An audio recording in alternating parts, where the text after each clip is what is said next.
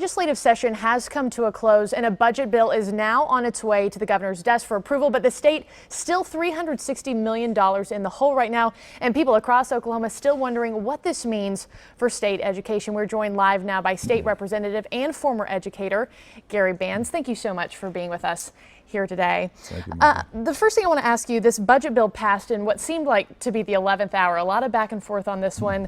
A vote of 52 to 45. We agreed on a $6.8 billion budget deal. What's your reaction to that? Was enough done here? Well, I don't know that you can ever do enough, but you only can work with that is presented to you with the amount of income that's being produced by our economy. And as you well know, after we went into this fiscal year, we had two, not one, but two revenue failures. The 16 budget was about a little over 7.1 billion. And about halfway through the fiscal year, we realized that the state was not going to produce that much. Some outside forces came to bear, particularly in the energy sector, that reduced that amount significantly. We had a revenue failure of 4% and then, or 3%, and then a 4% total of 7%. So the budget for 16-17 year had a new base from which to operate. Instead of the 7.1, the new base was 6.8, whatever, and so it was just an attempt to try to find enough sources of income and revenue to fill that hole. Okay, and I do want to get to education. You're a former teacher at my alma mater of Ada High School, so watching these detrimental budget cuts must just be gut-wrenching for you.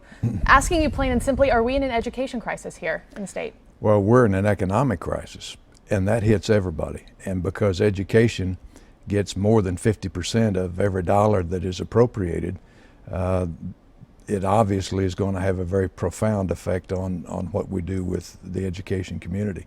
But make no mistake about it, all of the other services that the public expects out of their state government has been impacted severely because of the shortfalls that are produced primarily in our energy sector at this point.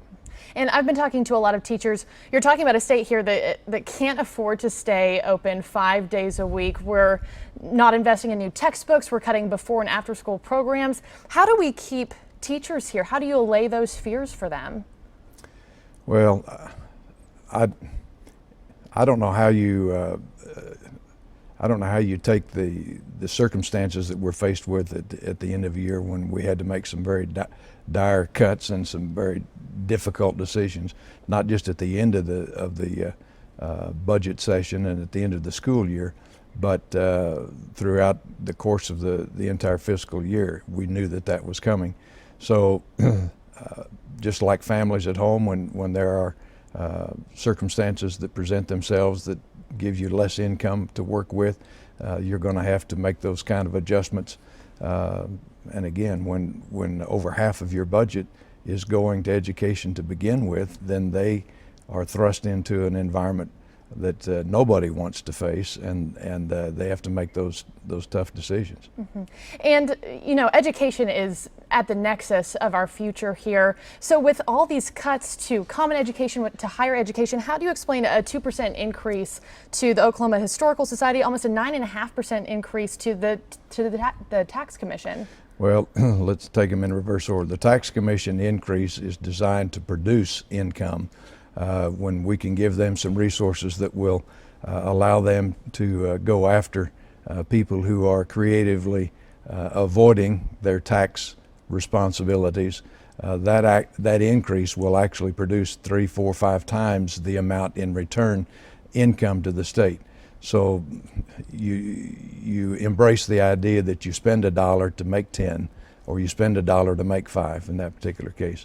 There were a handful of other agencies that did take small increases, and those are particularly unique to that particular agency.